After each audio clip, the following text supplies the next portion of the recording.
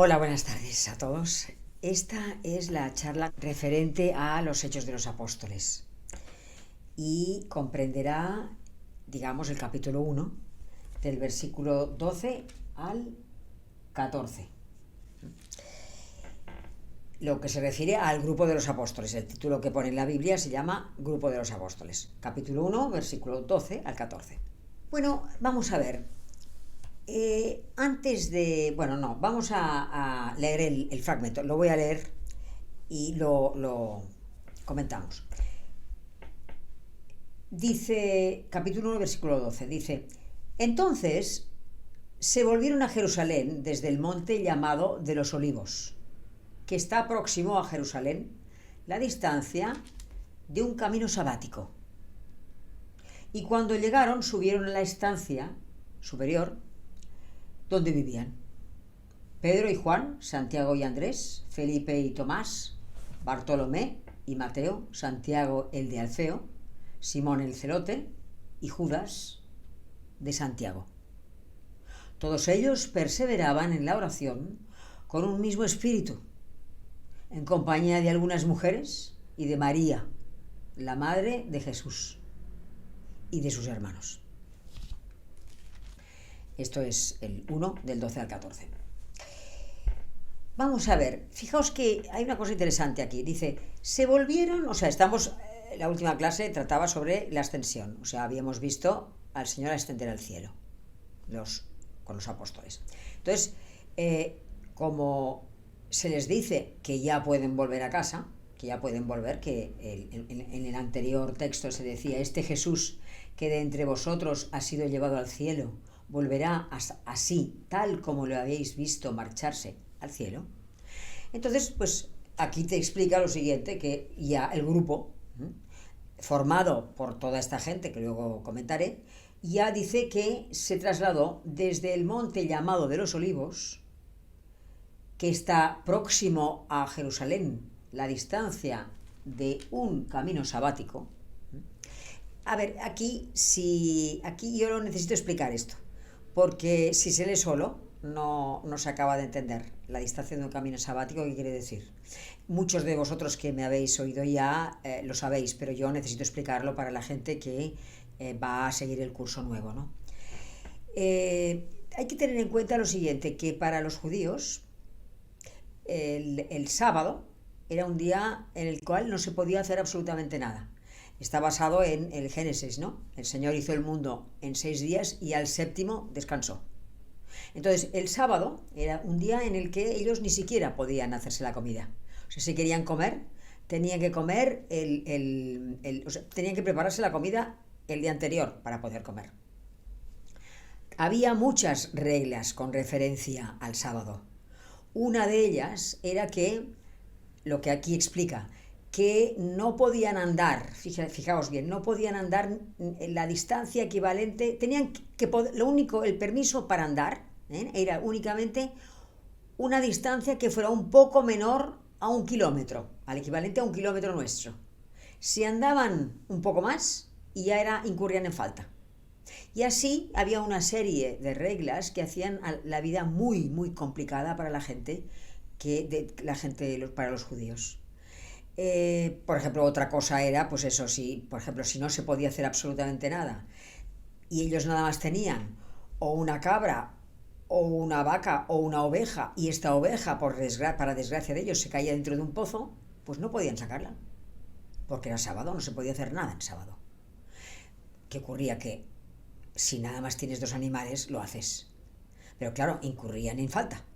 Y entonces tenían que ir al templo, en fin, tenían que purificarse.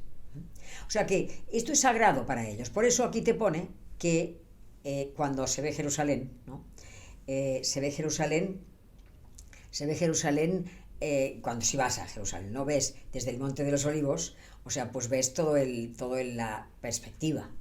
Ves la ciudad amurallada de Jerusalén y todo el exterior, y te haces una idea bien clara de dónde estaban los apóstoles cuando tuvo lugar, cuando digamos, la ascensión del Señor hasta el lugar donde se supone que ellos se reunieron para rezar, ¿no? Entonces, entendido esto, claro, ahora ya se entiende mejor, ¿no? que está próxima, dice, entonces se volvieron a Jerusalén desde el monte llamado de los Olivos, que está próximo a Jerusalén, la distancia de un camino sabático. Entonces dice, y cuando llegaron, subieron a la estancia superior. O sea, ¿y quién había? Pues estaban todos los 11 apóstoles, porque Judas se había suicidado. 11 apóstoles. 11 apóstoles, más dice que había algunas mujeres, ¿no? Estaban acompañados de María, la madre de Jesús, es decir, de la Santa Madre, María, y de algunos hermanos. O sea que, la Santa Madre de Dios seguro no lo pone en los Hechos de los Apóstoles, pero lo más probable es que hubiera asistido a la ascensión del Señor. La prueba es que te lo dicen, o sea, después de que no te la nombran, pero te dicen que después de haber visto la ascensión, ascender al Señor, se van al lugar donde ellos viven, y que allí está, allí estaba la Santa Madre María, ¿no? No lo sabemos, pero suponemos que asistió a la ascensión, ¿no? Es interesante una cosa, ver que dice que además había algunos hermanos. Recordad esto, recordad que en la época no existía, o sea, para ellos hermanos era familia. O sea, no existía la idea de primo hermano, primo segundo, tía abuela, tía valenciana, que es tía segunda. No existía, para ellos hermanos eran familia. O sea que cuando habla y los hermanos de Jesús, quiere decir pues los parientes de Jesús, o sea que podían venir pues de por ejemplo, de San José. San José que debía tener a lo mejor primos hermanos o hermanos, pues primos, lo que fuera, ¿no? Pero que sepáis esto. Y hay una cosa interesante para nosotros aquí en este texto que dice que, todos ellos, capítulo 1, versículo 14, el versículo 14 dice, todos ellos perseveraban en la oración con un mismo espíritu. O sea, que perseveraban en la oración con un mismo espíritu. O sea, que estaban todos juntos, reunidos, y cuando se reunían y estaban en comunidad, rezaban en comunión, en común unión, con la misma idea, teniendo el mismo deseo, por lo mismo, rezando por lo mismo. Esto nos enseña a nosotros que, por ejemplo, si nosotros estamos en la Eucaristía, cuando vamos a misa el domingo, y el sacerdote, después del Evangelio y de la prédica que hace, reza, hace unas peticiones. Después, inmediatamente, las peticiones son las del domingo, por ejemplo. Y luego, pues, tú puedes también pedir, o pides, o a lo largo de la misa, o en ese mismo momento pides por lo que tú quieras, ¿no? Que recordemos que además de pedir por todo lo que el sacerdote dice que pidamos y por todo lo que queremos nosotros, que pidamos también por todo lo que las otras personas que están en la iglesia con nosotros piden. O sea, que estamos en común unión, es decir, pedimos lo que el sacerdote pide, pedimos lo que nosotros queremos pedir y pedimos por lo que otra gente que nos está acompañando en ese momento pide también. Y eso puede ser solamente un pensamiento, ¿eh? O sea, tampoco hace falta, Dios conoce todo el corazón del hombre. O sea que no hace falta simplemente decir, Señor, y pido por todo lo que los demás están pidiendo. Con esto el Señor ya lo toma, y eso quiere decir que estás rezando por todo lo que las personas que te están que están en ese momento contigo rezan también. También puede pasar en cualquier momento que no sea la misa, ¿eh? O sea, puedes estar tranquilamente rezando o estando por la calle diciendo, Señor, yo un pensamiento que te crece que te pase por la cabeza, decir, Señor, rezo por todo lo que la gente está rezando en este momento, en cualquier parte del mundo. O rezo por todos, por toda la humanidad, o rezo por toda la gente que está muriendo en este momento. En fin, la idea de que somos todos uno, Cristo cabeza, y nosotros somos los miembros del Cristo único, Él la cabeza y nosotros los miembros, ¿no? Pero eso es interesante para nosotros, porque aquí te explica esto, te explica que estaban todos, perseveraban en la oración juntos. Y eso nos lo enseña a nosotros eso. Entonces, antes de seguir con lo siguiente, yo quería hablaros un poco de, digamos, de antes de seguir, ¿no? Un poco pensando un poco a ver cuánta gente sería esa primera comunidad. La primera comunidad, vamos a poner el año 33 que muere el Señor, pues del año 33 hasta el año 35 o 37, o sea, los 5 primeros años, entre los 2, 3, 4, 5 primeros años. ¿Cuánta gente debía haber? ¿Cuánta gente podía haber que fuera cristiana?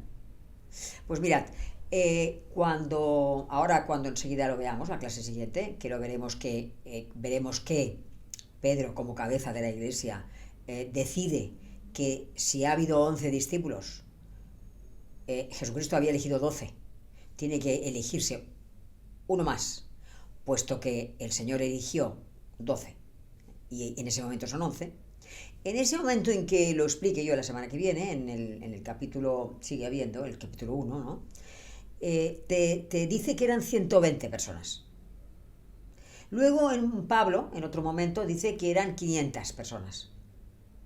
Y luego hay un momento en que, en el capítulo 2, ya lo veréis, cuando de los Hechos de los Apóstoles, cuando llega Pentecostés, cuando se derrama sobre ellos el Espíritu Santo y Pedro sale con toda esa fortaleza enorme, a explicar cosas sobre Jesucristo, es tal el impacto que recibe la gente que le está escuchando, que dicen, pues ¿qué tenemos que hacer? Como diciendo, ¿nos has convencido? ¿Qué tipo de vida tenemos que llevar para hacer lo que tú quieres que hagamos? Y Pedro contesta y inmediatamente después dice, ese día se convirtieron unos 3.000. O sea que tenemos por un lado 120, por otro lado en un momento nos dicen 500, por otro lado, claro, según la evolución, ¿no? Y por otro lado nos dicen que ese día se convirtieron unos 3.000. Sea como sea, si pensamos a lo mejor que había 30, 40 o 50.000 personas, es muy poco. O sea que, pongamos que fueron 3.000. Pues digamos que la comunidad fue creciendo poco a poco, que sería progresivo, cada vez sería más rápido, pero que al principio eran muy, muy pocos, ¿no? Ya dice 120 al principio, ¿no? Pero bueno, eso es algo que quería aclarar, ¿no? Otra cosa que quería explicaros también es la organización de esta comunidad primitiva, de la primera comunidad que hubo, ¿no? Claro, nada más tenemos una idea aproximada de eso, de cómo estaban organizados. Pero sí hay que entender bien que los discípulos, los 12, tenían una autoridad moral enorme. No solamente sobre los discípulos que mandó Jesucristo, o sea, recordad que Jesucristo reza una vez, hay un momento dado en que reza toda la noche y al amanecer elige a los 12 apóstoles entre todos los discípulos. Es decir, que había muchos discípulos, pero fueron elegidos solamente 12. Entonces, estos 12 tenían una autoridad moral enorme, no solamente sobre los otros discípulos, o sea, esos 12 apóstoles elegidos tenían una autoridad moral enorme sobre los discípulos que no fueron elegidos, pero que continuaban siendo discípulos, y también sobre el pueblo. Porque evidentemente ellos, los 12 discípulos, son los que vivieron todo desde el principio hasta el final. El pueblo, pues si vivía en Cafarnaúm, vivió una serie de milagros, pero luego tenían sus trabajos, o sea, no podían trasladarse a Jerusalén, por ejemplo, y oír todo lo que Jesucristo dijo en el templo. Entonces, eso era recogido por los discípulos, por los apóstoles. Por eso os digo que parte del pueblo se enteró de parte de las cosas de Jesucristo y de lo que les venían diciendo, pero todo lo que les explicaban los apóstoles era lo importante, ellos habían estado viviendo con él desde el principio hasta el final. Por eso os digo que que tenía una autoridad moral enorme. Eso es lo que quiero transmitiros. Pedro era el primero, es decir, el primero, la cabeza de esos 12 discípulos. Y para entender esto bien, vamos a ir al Evangelio de Mateo, Mateo capítulo 16, versículo del 13 al 19, inclusive 16, Mateo 16, de 13 a 19, inclusive. Hay un momento dado, en este fragmento, ¿no?, en que Jesús pregunta a los discípulos, dice, bueno, la gente, ¿quién dice que soy yo? De hecho, dice, ¿quién dicen los hombres que es el Hijo del Hombre? O sea, la gente, ¿qué piensa? ¿Qué dicen de quién soy yo? ¿No? Y entonces los discípulos le contestan, y le dicen, a ver, pues mira, unos dicen que es Juan Bautista, otros dicen que eres Jeremías, que había muerto, era un profeta, otros dicen que eres Elías, y otros dicen pues que eres otro profeta. Y así estamos. Entonces él dice, ¿y vosotros qué pensáis? ¿Qué creéis de esto? Entonces salta Pedro y dice, tú eres el Cristo, el Hijo de Dios vivo. O sea, tú eres el Mesías, el Hijo de Dios vivo. Y es entonces cuando Jesucristo le dice, bienaventurado eres Pedro, o sea, dichoso Pedro, feliz Pedro, tienes que sentirte feliz, porque esto que dices, de que yo soy el Mesías, no te lo ha dicho ni la carne, ni la sangre, sino mi Padre que está en los cielos. Es decir, esto que dices, de que yo soy el Mesías, no es fruto de tu pensamiento, no es fruto de haberlo reflexionado, ni de haberlo consultado, ni de haberlo discutido con alguien, sino que Dios te ha dado, mi Padre Dios, te ha dado el don de la fe. Porque tú enseguida has saltado diciendo, tú eres Cristo, tú eres el Mesías, el Hijo de Dios vivo. Y entonces le dice, y yo te digo a ti, que tú eres Pedro, y que sobre esta piedra edificaré mi iglesia, y que las puertas del infierno no prevalecerán contra ella. O sea que tenemos asegurado que a pesar de los vaivenes que ocurran en el mundo, el maligno nunca vencerá a la iglesia, nunca. Es palabra de Dios. Pero con esto quiero explicaros la idea de que Pedro es la cabeza, porque es que, él preguntó. Pedro dice, tú eres el Mesías. Y Jesucristo contesta, dichoso eres Pedro. Pero también podía haber dicho, vale, dichoso eres Pedro porque esto no te lo revela ni la sangre ni la carne, sino mi Padre que está en los cielos. En lugar de decir, y yo te digo a ti que tú eres Pedro, podía haber dicho, y yo os digo a vosotros todos, a vosotros 11 o 12, que sois, que yo voy a establecer mi iglesia en todos vosotros, que vosotros, en lugar de decirle a él, yo a ti te digo, Pedro, que tú eres piedra y que sobre esta piedra edificaré mi iglesia, se lo podía haber dicho a los demás y no lo dijo. Se lo dijo a Pedro. O sea que hay una jerarquía, esto es lo que quiero que entendáis, que existe una jerarquía en la iglesia católica y que es el Santo Padre, es el descendiente de Pedro y es el obispo de Roma. O sea que exista esta idea clara en vuestra cabeza, que hay una jerarquía en la iglesia y empieza por el Santo Padre, obispo de Roma. Esto tiene que dar claro, porque hay mucha confusión hoy día, hay confusión, entonces tiene que dar claro en eso. Entonces hay que hay que saber también, como idea clara, ¿no?, que la iglesia nació de Cristo, y que, digamos, que todas las instituciones y todos los dogmas, dogmas que a lo largo de los siglos fueron saliendo, tienen su raíz profunda en la enseñanza de la iglesia. Esto es importantísimo, que todas las instituciones y todos los dogmas tienen su raíz profunda en las enseñanzas de la iglesia. Quiero decir con esto que, por ejemplo, tenemos el credo, O sea, al final, en el credo es un conjunto. El final, por ejemplo, como hablábamos el otro día, que os hablaba de la parusía y de la resurrección, decíamos al final, creo en la resurrección de los muertos y en la vida del mundo futuro. Amén. O sea, esto es dogma de fe. O sea, que sepáis eso, que todas las instituciones y los dogmas nacen tienen su raíz en su enseñanza. Esto es una cosa. Y además quería explicaros algunas con respecto a la comunidad antigua, ¿no? Digamos, qué observancias, o sea, qué hacían. Sí, o sea,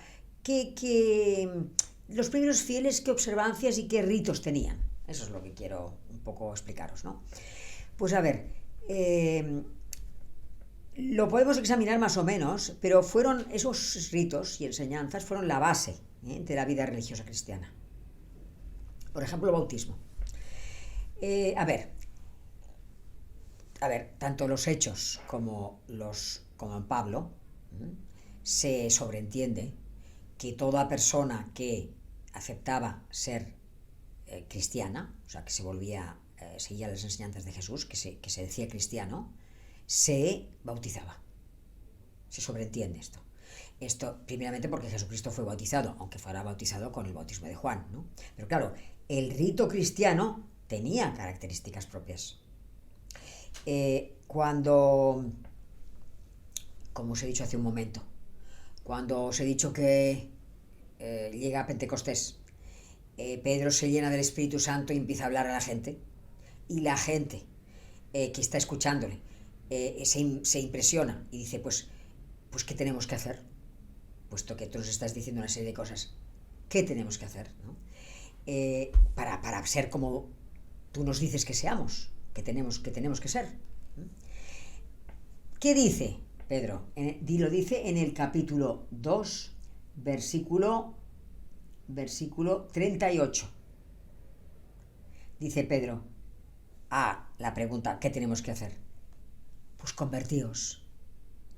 Y que cada uno de vosotros se haga bautizar en nombre de Jesucristo, que se haga bautizar en nombre de Jesucristo para perdón de los pecados, y así recibirá el Espíritu Santo. O sea, estoy hablando del bautismo, por eso os digo pues que se sobreentiende que en la iglesia cuando uno ya entraba, ya se le decía, a ver, lo que tenéis que hacer es bautizaros en el nombre de Jesucristo. Para que los pecados sean perdonados, claro, y entonces se recibe el Espíritu Santo. Es curioso, es interesante ver cómo en el capítulo 19 de los Hechos de los Apóstoles, resulta que, hay un momento en que Pablo va a Éfeso, y en Éfeso se encuentra, voy a leerlo yo, capítulo 19 de los Hechos, de los Apóstoles, capítulo 19, perdón, del 1 al 5, versículo 1 al 5. Pablo llega a Éfeso, ¿no? Y entonces se encuentra algunos discípulos. Se debió sorprender, porque se encontró con discípulos. Y entonces les pregunta, les dice, ¿recibisteis Espíritu Santo cuando abrazasteis la fe? Y ellos contestaron, pero si nosotros no hemos oído decir siquiera que haya Espíritu Santo. Él replicó, pues ¿qué bautismo habéis recibido? El bautismo de Juan, respondieron. Pablo añadió, Juan bautizó con un bautismo de conversión, diciendo al pueblo que creyesen en él que había de venir después de él, o sea, en Jesús. Cuando oyeron esto, se bautizaron en el nombre del Señor Jesús. O sea, esta gente que él se encuentra en Éfeso, ¿no? Debía ser, o sea, una cosa es que se viviera en Judea, Samaria o Galilea, en las tres provincias, pero había comunidades de judíos fuera de Palestina. Podían estar en Alejandría, en Antioquía, podían estar en Grecia, había comunidades de judíos, ¿no?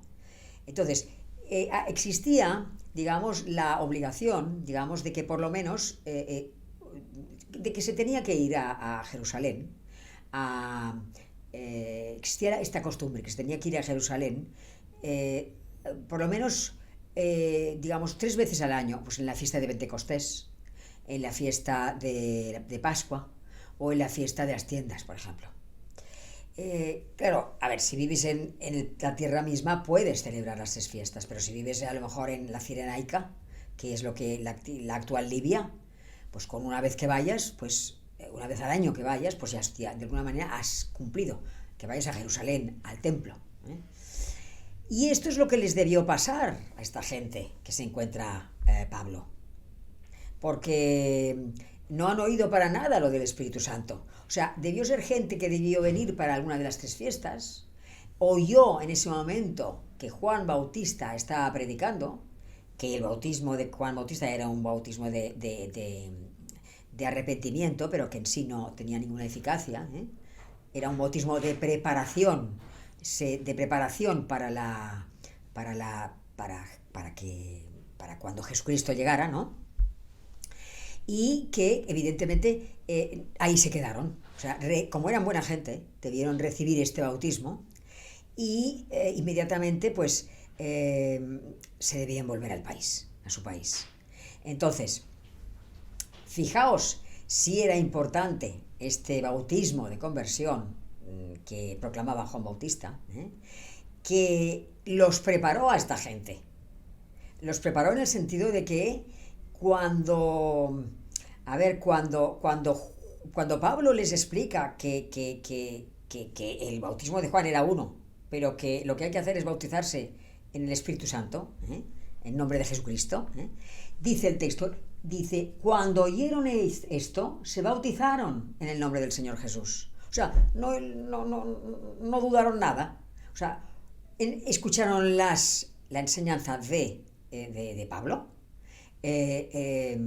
inmediatamente aceptaron lo que Pablo les decía y se bautizaron. O sea que era absolutamente necesario. Fijaos, que Juan Bautista llegara, él vino para preparar los caminos el Señor, para preparar a la gente a recibir al Mesías. Y esto es uno de los ejemplos que te hacen ver que era verdaderamente necesario que viniera para allanar el camino del Señor, porque se bautizaron inmediatamente cuando no habían oído ni siquiera saber, ni sabían poca cosa sobre el Espíritu Santo. O sea, es un ejemplo claro de que Juan Bautista era necesario que viniera, ¿no? Bueno, esto es con respecto al bautismo. Otra cosa, por ejemplo, que también, otra observancia que tenían era la imposición de las manos. Y ponían las manos. La imposición de manos era una práctica israelita muy antigua. O sea, era algo que venía de siempre. Digamos que el sentido podría ser... A ver, de hecho, hasta incluso Jesucristo lo hizo, o sea, imponía las manos. Fijaos que cuando, me parece que es en Marcos 5, versículo 23. O sea, cuando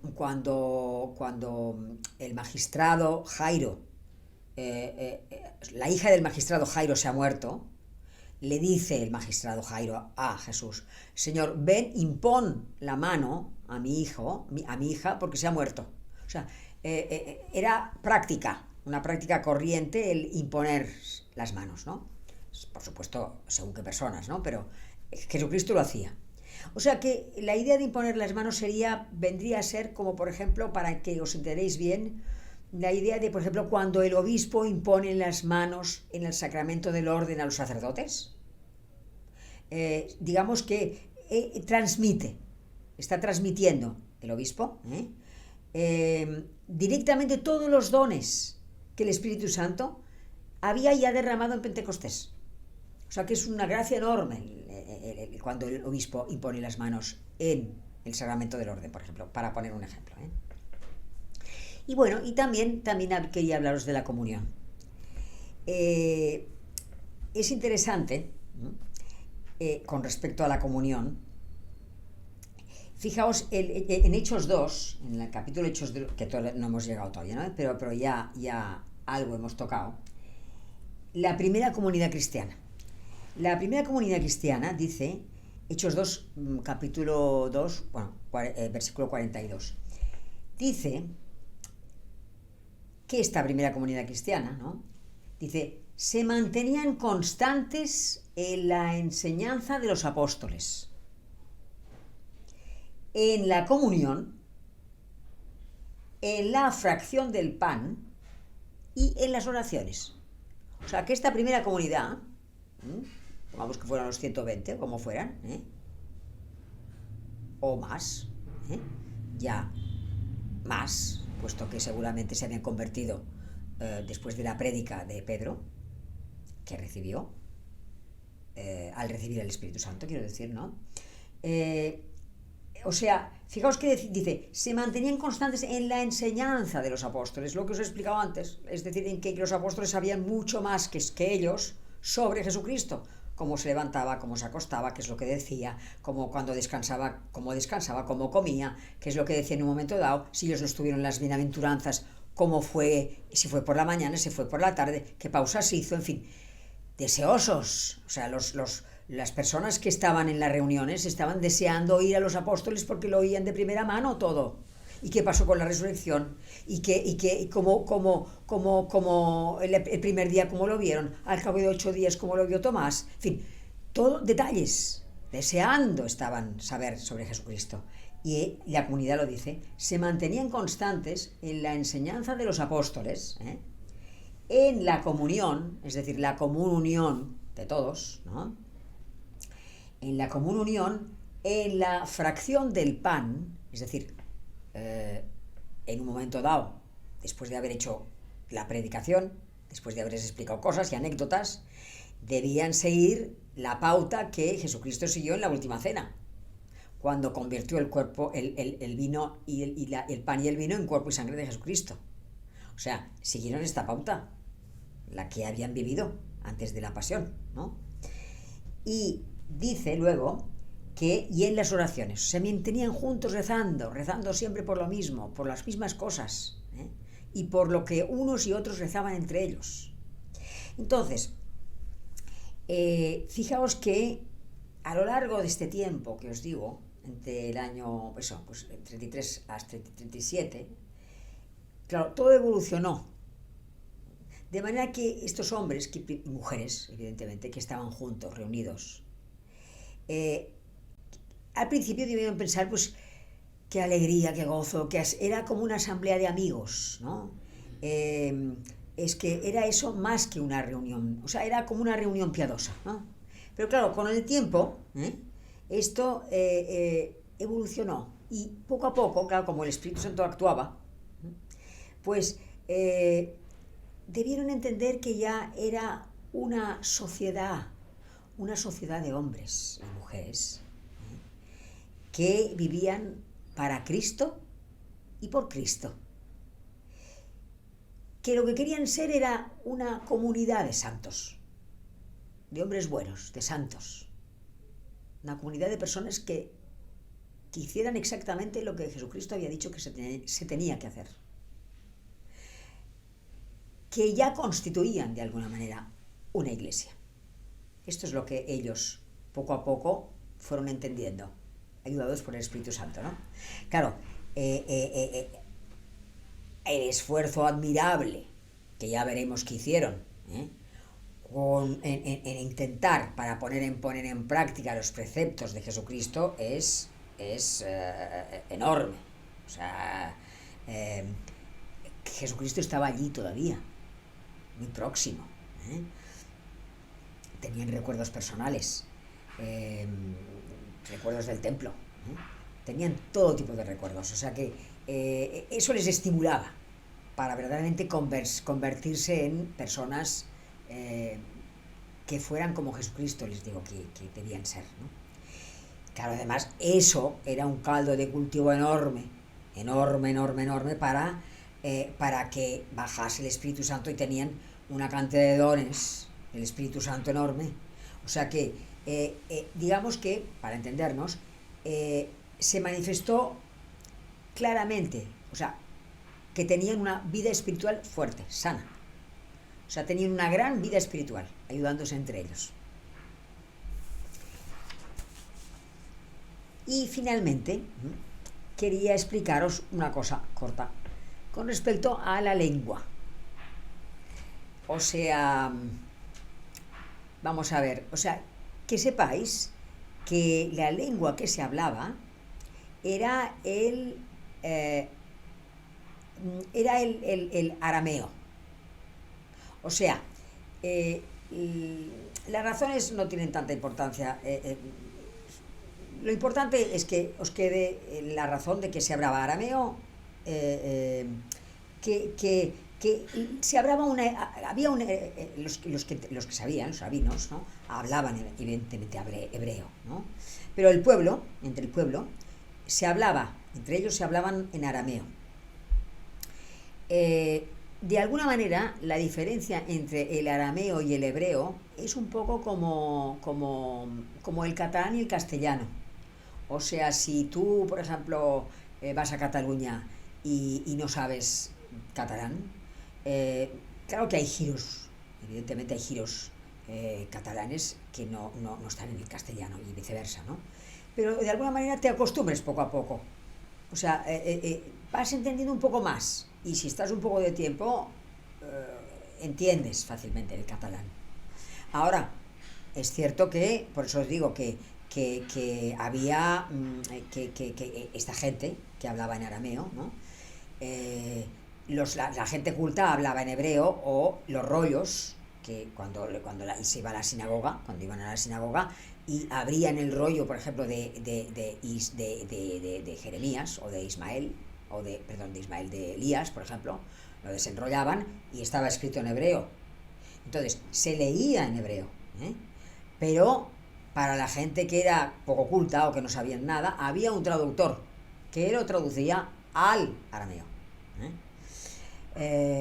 O sea que el sábado el pueblo oía la lectura de la Torá. Ya sabéis que la Torá es los 5 primeros libros del Génesis, de los 5 primeros libros: Génesis, Éxodo, Levítico, Números y Deuteronomio, lo que llamamos Pentateuco, del griego penta, 5, eso llamamos la ley escrita, que es la Torá. Pues iban y lo oían tranquilamente, lo oían en hebreo, y luego había un traductor, muchas veces, seguramente en los sitios más importantes. En otros sitios pues a lo mejor no eran tan importantes, no había traductor, pero lo más corriente es que alguien lo tradujera del hebreo al arameo, porque había gente que no acababa de entenderlo bien. Bueno, pues esto es lo que hay el día de hoy. Vamos a dejarlo aquí, porque la semana que viene hablaremos ya de la elección de Ananías, el 12º apóstol, que Pedro considera que tiene que incorporarse a los 11 que estaban, porque el 12º se había suicidado, que era Judas Iscariote. Veremos cómo es esto y veremos cómo lo hacen, porque es interesante la elección. No he leído antes la oración para empezar. Vamos a acabar con la oración que normalmente leo al principio. En el nombre del Padre, del Hijo y del Espíritu Santo. Amén. Señor Jesús, me presento a ti tal como soy. Te pido perdón por mis pecados, me arrepiento de ellos, por favor, perdóname. En tu nombre perdono a todos los que me han ofendido.